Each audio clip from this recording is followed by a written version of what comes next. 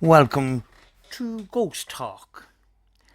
I decided to do this little bit of a segment to my videos because we could possibly end up being in another lockdown, and we have to find different ways of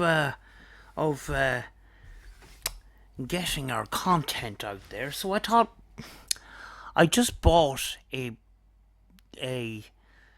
Zoom H1 recorder, and it was so handy and easy to use. I decided to use that. So, it's like a little kind of a radio program. Now, I just done my first little episode on paranormal drama, and as I was editing that, I have a computer beside me with a sound system connected to it, and it just decided to come on. And when it turns on, it sounds like that. And it needs a physical switch for it to turn on. So I don't know what's that all about.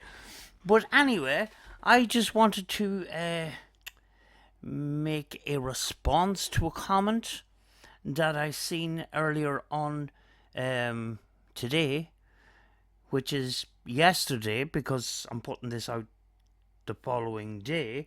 But it was a comment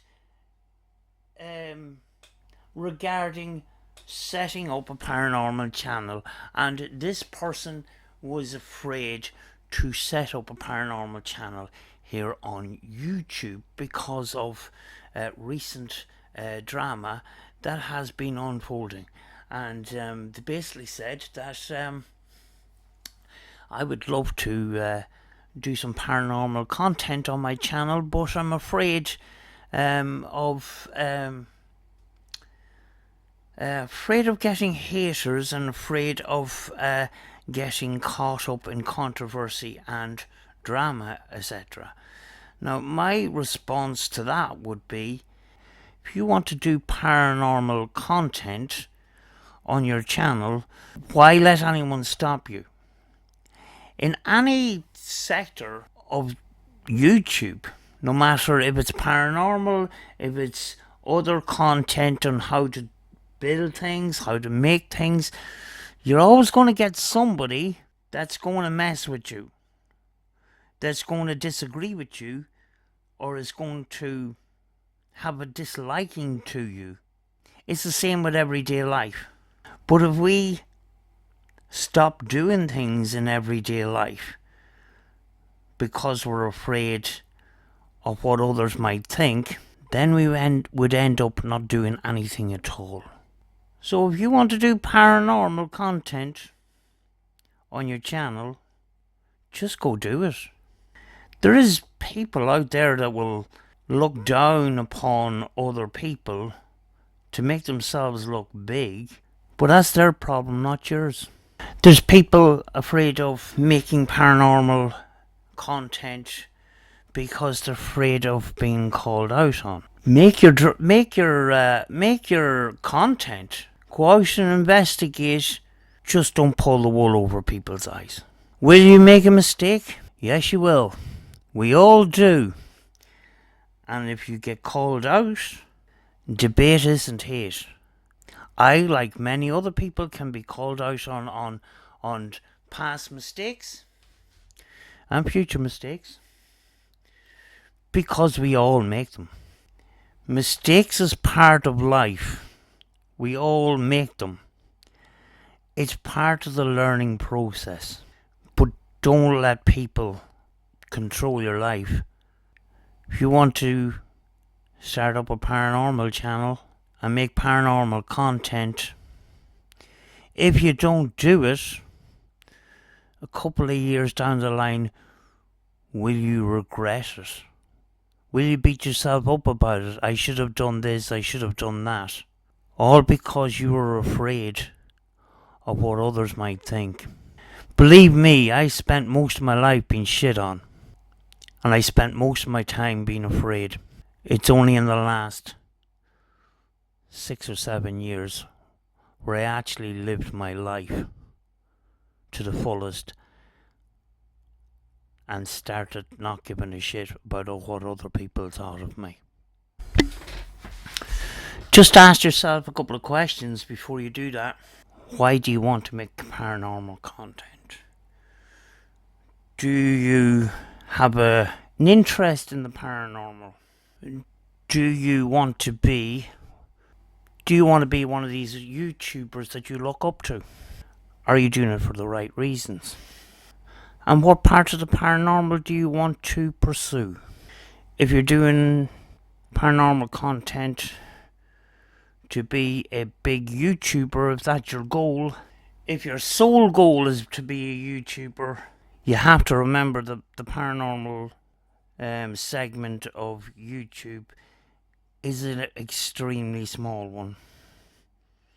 The chances of being a big, massive YouTuber through the paranormal is extremely difficult in comparison to some other sectors on YouTube.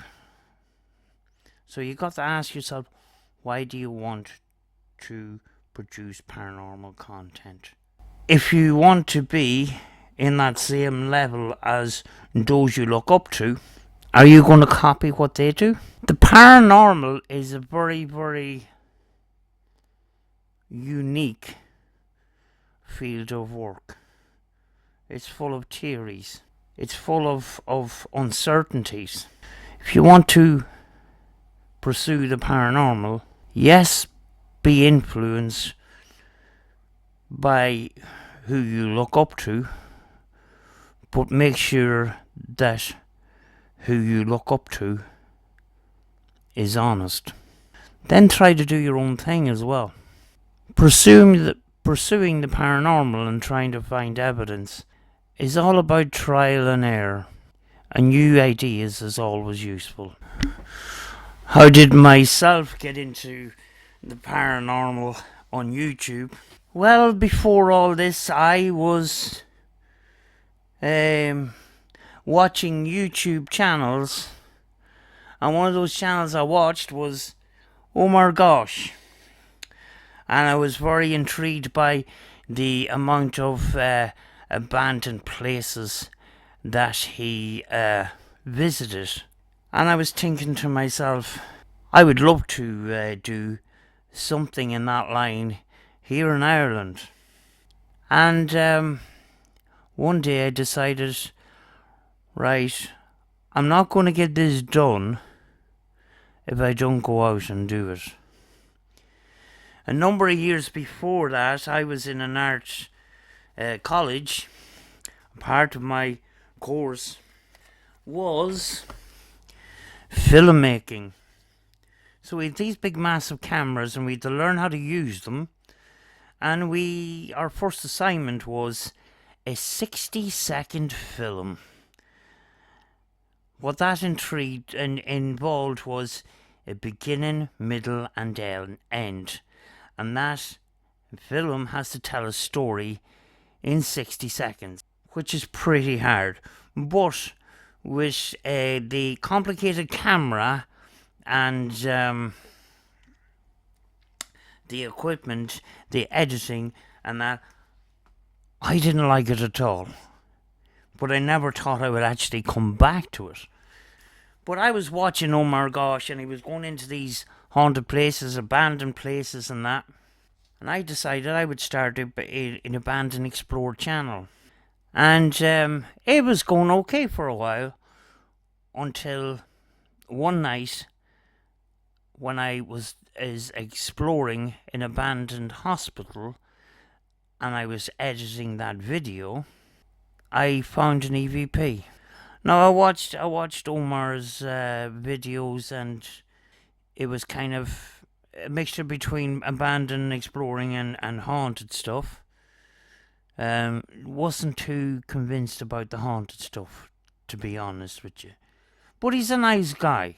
But anyway, I found this EVP, and the hair stood up on the back of my neck. I had been involved with ITC years and years before that and walked away from it. Because I got this EVP and it was picked up on the camera, I decided I want to try and get involved with the paranormal. But I didn't know how to go about it. So one night I gate crashed a paranormal investigation, and I have to thank Carrickfergus Paranormal Group and Peninsula Paranormal Group for making me feel so welcome, because I arrived at their door like a stray cat.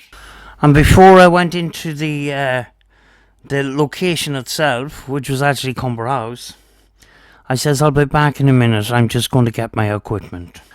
I went out to the car and I got my camcorder, an Olympus voice recorder that only recorded in MP3, and a baby monitor that filmed in night vision and didn't record.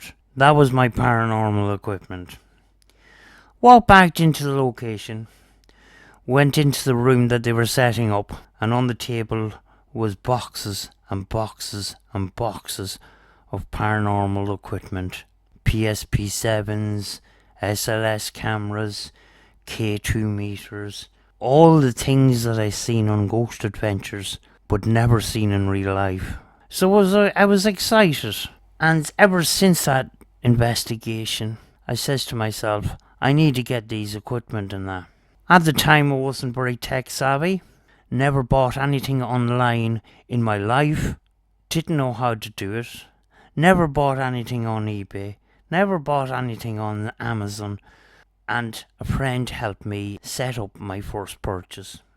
And my first purchase I ever did was a K2 meter. My second purchase was a PSP-11, and my third purchase was a REM pod device. It wasn't an official REM pod. It was another make of REM pod. So that was my first few purchases I ever made on eBay. Have to be honest, I had this equipment for a long time before I actually done in paranormal investigating. I was still visiting places and filming places and that. But when I started paranormal investigating, I got very excited when my K2 meter started going off, my REM pod started going off, and because I wasn't used to any of this, and in the beginning I was influenced by YouTube paranormal investigators that I shouldn't have been influenced by, and I can look back and I can cringe at a lot of that stuff, but the thing is, we make mistakes all the time. If you can look back on previous paranormal investigations and cringe, it's not such a bad thing, because in a way you're progressing and you're looking back and this is the way you done it earlier on and this is the way you're doing it now, and you're embarrassed of what you've done before. That means you're making progress. A paranormal investigator of one of the teams I have worked with asked me one night, why do you put all your paranormal investigations on YouTube? And I says, because I have a YouTube channel. And they says to me, why do you do paranormal investigations? I said, because I like doing paranormal investigations. And they says, well, what's your goal? I says, to get paranormal evidence. And they says, oh, the reason I'm asking you is, what's your priority? Is it YouTube or is it paranormal investigating? Because us as a team, we don't make videos. What's good enough for us is that we experience things. All I says, I film everything because I want to capture every single moment, and possibly if there is evidence to be found, that people can experience it. The reason why that line of questioning was put to me is because they thought possibly that YouTube came before the paranormal. Was I using the content to get more views and subscribers? Was that my goal? The truth of the matter is, for me personally, I'm happy with the community I've got. Do I want to be a big YouTuber? No, I don't. I'm just happy doing my paranormal stuff and getting it out there. If you want to be a paranormal investigator, always put the paranormal first. I just wanted to share that because I did see that comment, and I did make a comment. I did reply to that comment. It was on somebody else's channel, and I'll just give them my thoughts. Folks, I'm going to leave it for now, and I will see you in a future video.